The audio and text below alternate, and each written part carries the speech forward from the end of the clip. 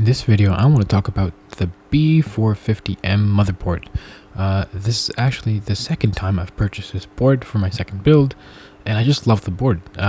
It's a budget-friendly board. Comes with, let's say, the bare bones, but the bare bones is actually pretty good on this board. It has two fan headers, one for your CPU, one for your system. So I plugged in 3 fans to the system and 1 to the CPU. Out of the box, you get everything you want. Board design is actually very nice as well. I'm not a fan of RGB, so I wanted a very simple thing. And you get lots of great I/O, and it's an AM4 platform, so it's pretty good. Then you get enough PCI connectors and enough 4 RAM slots.